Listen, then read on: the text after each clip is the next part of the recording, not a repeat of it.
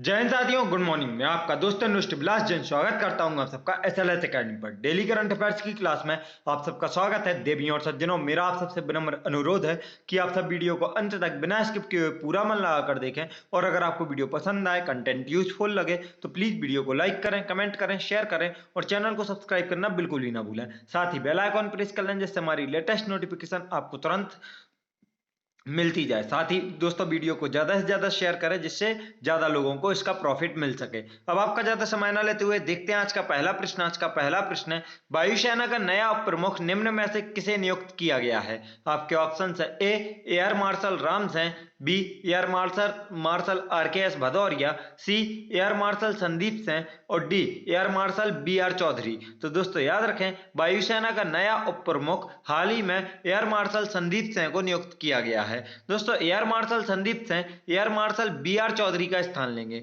दोस्तों air marshal B R. Chaudhary अब वायुसेना के प्रमुख बन गए हैं। चौधरी 30 सितंबर को वायुसेना प्रमुख का पदभार ग्रहण करेंगे। तो दोस्तों याद रखें, अब वर्तमान में वायुसेना प्रमुख कौन होंगे? Air marshal B R. चौधरी। और उप प्रमुख कौन होंगे? तो एयर मार्शल संदीप सिंह। दोस्तों उन्हें हाल ही में पदोन्नत कर नया वायुसेना प्रमुख बनाया गया है। एयर मार्शल संदीप सिंह को 22 दिसंबर 1983 को एक लड़ाकू विमान पायलट के रूप में भारतीय वायुसेना में शामिल किया गया था।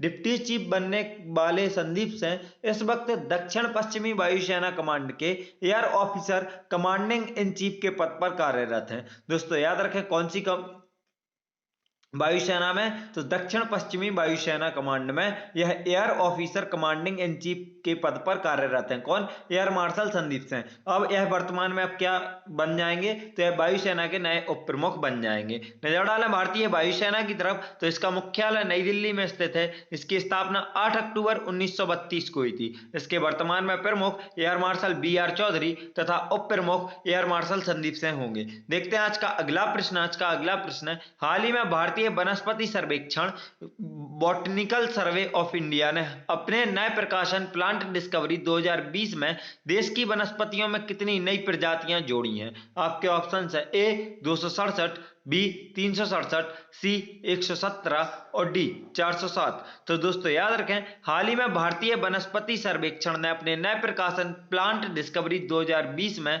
देश की वनस्पतियों में 267 नई प्रजातियां जोड़ी हैं। दोस्तों 267 नई खोजों में 119 आवृत्तिबीजी मतलब एंजियोस्पर्म, 3 टेरिडोफाइट्स, 5 ब्रायोफाइट्स, 44 लाइकेन, 57 कवक, 21 शैवाल तथा 18 सूक्ष्मजीवी शामिल हैं। इन नई खोजों के साथ भारत में पौधों की विविधता का नवीनतम अनुमान 54,733 वर्गक है। दोस्तों याद रखें, इनका अनुमानित संख्या कितनी है भारत में पौधों की विविधता में? तो आपको याद रखना है 54,733। और नई खोज कितनी है? तो 267। नजर डालेंगे बीएसआई मतलब बॉटनिकल सर्वे ऑफ इंडिया यानी भारतीय वनस्पति सर्वेक्षण की तरफ, तो इसकी स्थापना 1890 में हुई थी तथा इसका मुख्यालय कोलकाता पश्चिम बंगाल में है। और इसके क्षेत्रीय कार्यालय कितने हैं? तो याद रखें, इसके 9 क्षेत्रीय कार्यालय हैं। देखते हैं आज का अगला प्रश्न। आज का अगला प्रश्न है, निम्न में से कौन सा राज्य पुरुष जूनियर हॉकी विश्व कप की मेजबानी करने वाला है?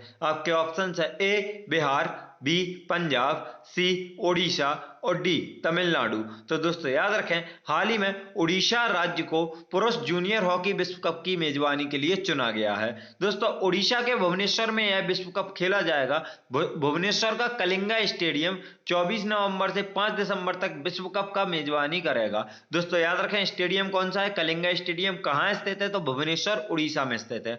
मुख्यमंत्री नवीन पटनायक ने इसकी घोषणा की। घोषणा किसने की? दोस्तों नवीन पटनायक ने की है, जो कि उड़ीसा के मुख्यमंत्री हैं। भुवनेश्वर में 2018 में भी पुरुष हॉकी विश्व कप खेला गया था। दोस्तों याद रखें, अंतर क्या है? तो 2018 में पुरुष हॉकी विश्व कप खेला गया था, जबकि 2021 में पुरुष जूनियर हॉकी विश्व कप खेला जाना है।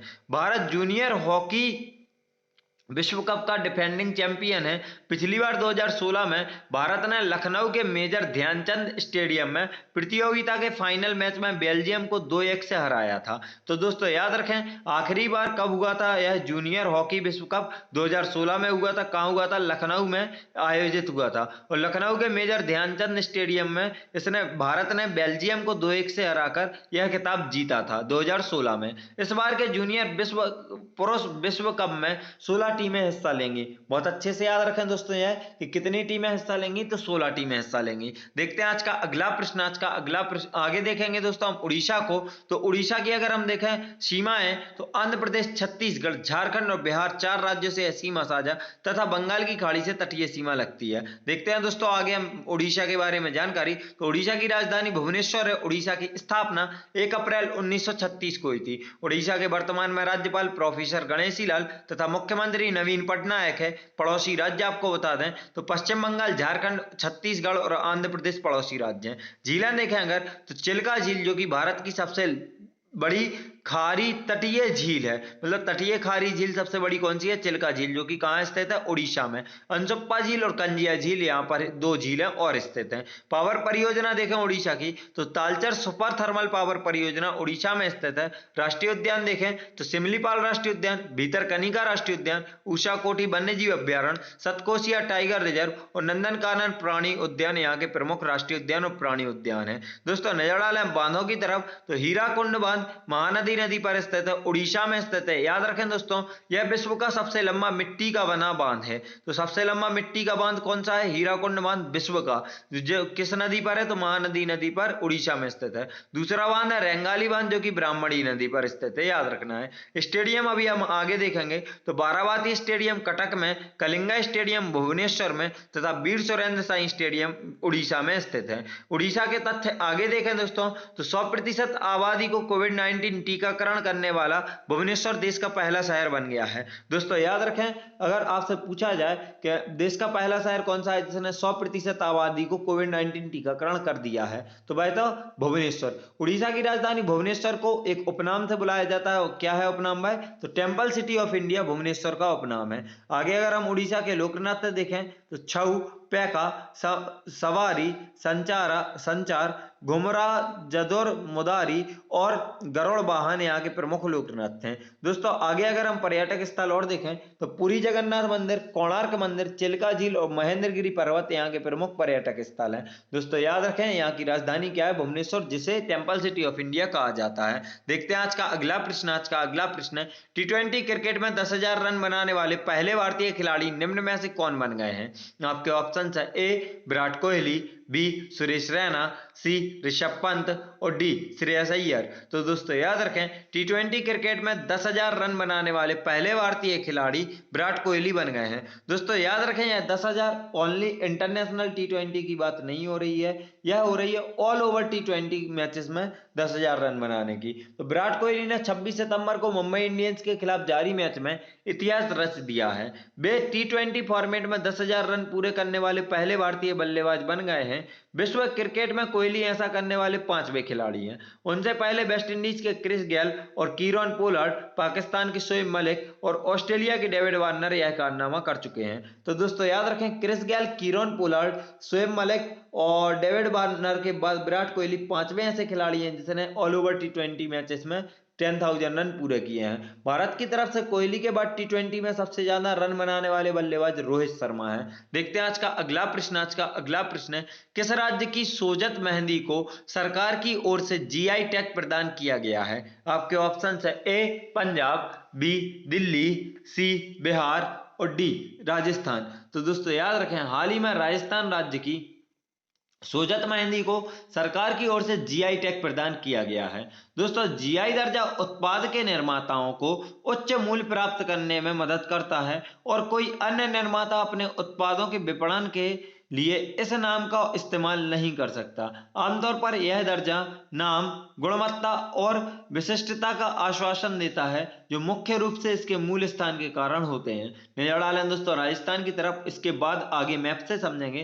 तो पहले देख लें तो राजस्थान की राजधानी जयपुर है, जिसकी स्थापना राजस्थान की 1 नवंबर 1956 को हुई थी तथा इसके वर्तमान में राज्यपाल कलराज मिश्र और मुख्यमंत्री अशोक गहलोत है, जो कि यहाँ के 22वें मुख्यमंत्री हैं। देखेंगे दोस्तों अब राजस्थान को यहाँ पर मैप पर, तो जैसे हम देख सकते हैं राजस्थान यह भारत का क्षेत्रफल के दृष्टिकोण से सबसे बड़ा राज्य है, जिसका 60% हिस्सा थार रेगिस्तान कवर करता है। इसकी अगर हम सीमाएं देखें तो गुजरात, मध्य प्रदेश, उत्तर प्रदेश और हरियाणा से इसकी सीमाएं लगती हैं। साथ ही पंजाब से भी थोड़ी सीमा लगती है दोस्तों, यहाँ पर आप देख सकते हैं। और यह पाकिस्तान से इसकी अंतरराष्ट्रीय सीमा है। देखते हैं दोस्तों आगे राजस्थान के बारे में। तो राजस्थान की जैसे हमने राजधानी, मुख्यमंत्री, स्थापना और राज्यपाल तो देख लिए। आगे देखेंगे पड़ोसी राज्य राजस्थान के, तो मध्य प्रदेश, गुजरात, हरियाणा, उत्तर प्रदेश, पंजाब राजस्थान के पड़ोसी राज्य हैं और पाकिस्तान इसका अंतरराष्ट्रीय सीमा साझा करता है।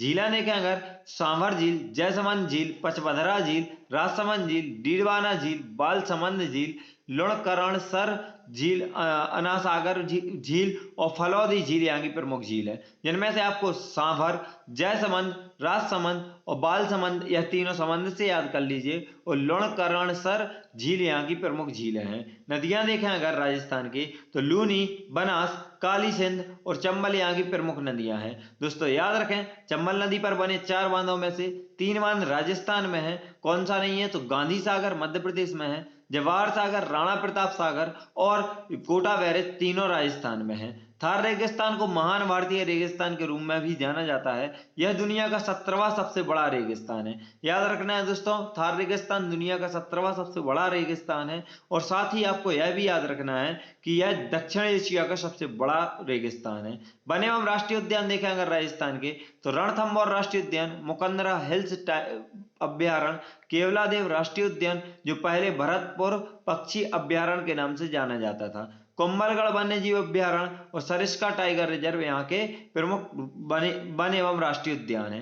नजर डालें दोस्तों अब बिजली संयंत्र की तरफ, तो Suratgarh super thermal power station Rajasthan का पहला सुपर थर्मल पावर स्टेशन है। जवाहर सागर पनबिजली स्टेशन, माही बजाज सागर पनबिजली स्टेशन यहाँ के 2 प्रमुख और पनबिजली स्टेशन है दोस्तों, बिजली संयंत्र है। नजर डालें अब शहरों के उपनाम की तरफ, तो गुलाबी शहर राजस्थान की राजधानी जयपुर को कहा जाता है, इसे हम पिंक सिटी भी बोलते हैं। गोल्डन सिटी जैसलमेर को कहा जाता है। आगे देखें दोस्तों, तो सफेद शहर, झीलों का शहर और पूर्व का वेनिस उदयपुर को कहा जाता है।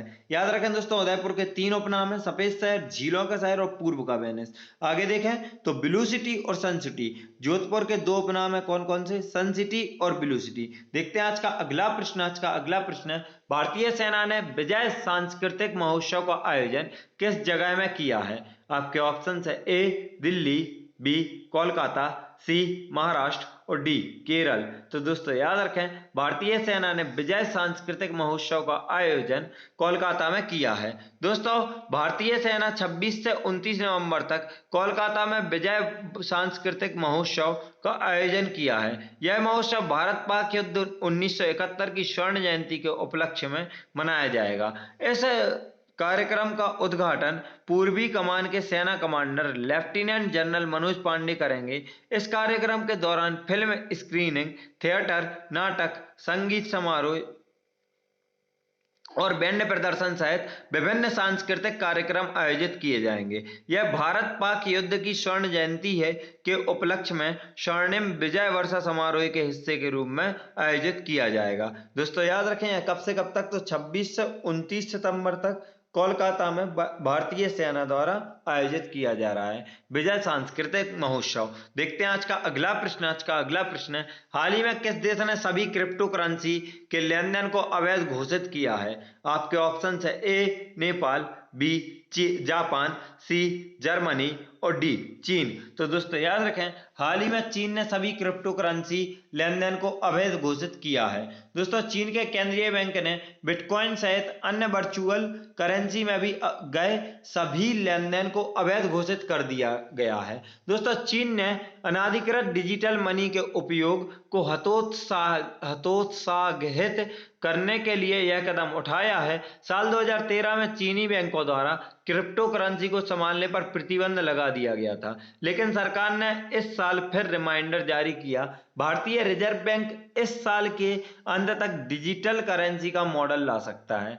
दोस्तों डिजिटल करेंसी का मॉडल कौन लाएगा? भारतीय रिजर्व बैंक, याद रखना है। केंद्रीय बैंक के डिप्टी गवर्नर टी रविशंकर ने कहा कि केंद्रीय बैंक डिजिटल करेंसी पेश करने की संभावनाओं का आकलन कर रहा है। नजर डालें दोस्तों अब चीन की तरफ, तो जैसे हम देख सकते हैं यह जनसंख्या के दृष्टिकोण से विश्व का सबसे बड़ा तथा क्षेत्रफल के दृष्टिकोण से विश्व का चौथा बड़ा देश है। दोस्तों यह सर्वाधिक देशों से अंतरराष्ट्रीय सीमा साझा करने वाला देश है, आपको याद रखना है। नजर डालेंगे दोस्तों अब हम चीन की तरफ, तो चीन की पूर्वी एशिया में स्थित एक देश है। 1.41 अरब निवासियों के साथ यह विश्व का सर्वाधिक जनसंख्या वाला देश है और 16,41,144 वर्ग किलोमीटर क्षेत्रफल के साथ यह रूस, कनाडा और अमेरिका के बाद विश्व का चौथा सबसे बड़ा क्षेत्रफल वाला देश है। पहला रूस, दूसरा कनाडा, तीसरा अमेरिका, चौथा चीन। इतना विशाल क्षेत्रफल होने के कारण इसकी सीमा से लगते देशों की संख्या भी विश्व में सर्वाधिक, जो कि रूस के बराबर है, जो इस प्रकार है। उत्तर से दक्षिणावर्त देखें अगर, तो रूस, मंगोलिया, उत्तर Korea, Vietnam, Laos, Myanmar, Bharat, Bhutan, Nepal, Tibet देश, अफगानिस्तान, ताजिकिस्तान, किर्गिस्तान और कजाकिस्तान यहाँ पर यह चीन में की सीमाएं हैं। नजर डालें चीन के प्रशासन की तरफ, तो चीन के राष्ट्रपति वर्तमान में शी जिनपिंग, प्रधानमंत्री ली काचियांग, राजधानी बीजिंग तथा मुद्रा यहाँ की रेनमिनबी और इसे ही युआन बोला जाता है। यह विश्व का सबसे बड़ा निर्यातक तथा दूसरा सबसे बड़ा आयातक देश है। दोस्तों याद रखना है सबसे बड़ा निर्यातक कौन सा है, तो यह सबसे बड़ा निर्यातक चीन है और दूसरा सबसे बड़ा आयातक देश कौन सा है, तो यह चीन है। यह विश्व में गेहूं, चावल, कपास, चाय, तंबाकू, लोहा, मूंगफली और सोने का सबसे बड़ा उत्पादक देश है। कौन सा? चीन, याद रखना है। चीन में ही तकलामाकन का मरुस्थल चीन में स्थित है।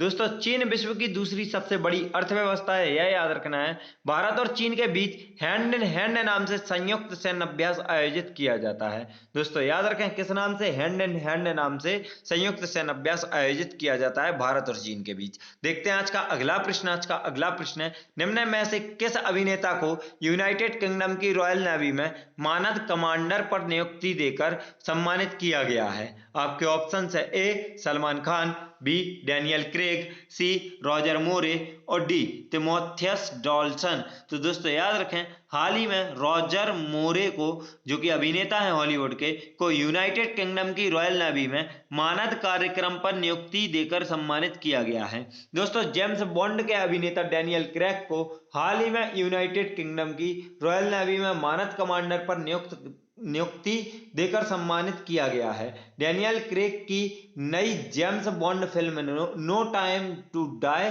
भारतीय सिनेमा में रिलीज होने वाली है। तो दोस्तों याद रखें इन्होंने मुख्यतः इनकी सबसे फेमस मूवी कौन सी है, तो जेम्स बॉन्ड। क्या नाम है? डैनियल क्रेग, और जिन्हें यहाँ पर सम्मानित किया गया है मानद कमांडर का पद देकर। देखते हैं आज का अगला प्रश्न। आज का अगला प्रश्न है, अंतरराष्ट्रीय स्टार्टअप हब 2021 रैंकिंग 2021 में भारत का कौन सा शहर 23वें स्थान पर रहा है? आपके ऑप्शंस है ए हैदराबाद, बी दिल्ली, सी मुंबई और डी बेंगलुरु। तो दोस्तों याद रखें अंतरराष्ट्रीय स्टार्टअप हब रैंकिंग 2021 में भारत का बेंगलुरु शहर 23वें स्थान पर रहा है। दोस्तों स्टार्टअप जीनोम द्वारा हाल ही में अपनी वार्षिक अंतरराष्ट्रीय स्टार्टअप हब रैंकिंग 2021 जारी की गई है। इस बार लंदन, मुंबई और बेंगलोर को विश्व के टॉप स्टार्टअप केंद्रों में शामिल किया गया है, जबकि इमर्जिंग इकोसिस्टम रैंकिंग में मुंबई को पहले स्थान पर है। दोस्तों याद रखें इमर्जिंग इकोसिस्टम रैंकिंग में मुंबई को पहले 5 स्थान पर है। ब्रेक्सिट और कोरोना वायरस महामारी के बावजूद लंदन ने लगातार दूसरे वर्ष न्यूयॉर्क के साथ दूसरे स्थान पर रैंकिंग बनाए रखी है। दिल्ली 36वें स्थान पर है। तो दोस्तों दूसरा भारतीय शहर जो है वह है दिल्ली, जो कि 36वें स्थान पर है, और बेंगलुरु 23वें स्थान पर है। इस रिपोर्ट के अनुसार सिलिकॉन वैली के बाहर टेक स्टार्टअप स्थापित करने के लिए लंदन सबसे आकर्षक गंतव्य है। याद रखना दोस्तों यहाँ पर स्टार्टअप स्थापित करने के लिए सबसे आकर्षक गंतव्य क्या है? लंदन। देखते हैं आज का आखिरी प्रश्न। आज का आखिरी प्रश्न है, राष्ट्रपति रामनाथ कोविंद ने वीडियो कॉन्फ्रेंस के जरिए कितने विजेताओं को राष्ट्रीय सेवा योजना पुरस्कार दिया है? आपके ऑप्शन है ए 12 विजेताओं, बी 22 विजेताओं, सी 32 विजेताओं और डी 42 विजेताओं। तो दोस्तों याद रखें, राष्ट्रीय रामनाथ कोविंद ने वीडियो कॉन्फ्रेंस के जरिए 42 विजेताओं को राष्ट्रीय सेवा योजना पुरस्कार दिए हैं। दोस्तों राष्ट्रपति रामनाथ कोविंद ने हाल ही में वीडियो कॉन्फ्रेंस के जरिए राष्ट्रीय सेवा योजना से जुड़े स्वयं सेवकों को राष्ट्रीय सेवा योजना पुरस्कार दिए हैं। यह एनएसएस पुरस्कार वर्ष 2019-20 के लिए खाद्य सेवा योजना एनएसएस पुरस्कार 3 अलग अलग श्रेणियों विश्वविद्यालय +2 परिषद एनएसएस इकाइयां एवं उनके कार्यक्रम अधिकारी और एनएसएस स्वयं सेवक में दिए गए हैं। उन्होंने असाधारण निष्ठा और सेवा और साहस की भावना का प्रदर्शन किया है। दोस्तों हमारी वीडियो यहीं समाप्त होती है। वीडियो को अंत तक देखने के लिए आप सभी का धन्यवाद। अगर आप सबको वीडियो पसंद आई हो तो प्लीज वीडियो को लाइक करें, कमेंट करें, शेयर करें और चैनल को सब्सक्राइब करना बिल्कुल भी ना भूलें। साथ ही बेल आइकॉन प्रेस कर लें जिससे हमारी लेटेस्ट नोटिफिकेशन आपको तुरंत मिलती जाए। और दोस्तों याद रखें, अगर आपको वीडियो पसंद आई है तो प्लीज वीडियो को ज्यादा से ज्यादा शेयर करें और अपने दोस्त तक पहुंचाएं। दोस्तों वीडियो को अंत तक देखने के लिए एक बार फिर से धन्यवाद। जय हिंद, जय भारत, आपका दिन मंगलमय हो।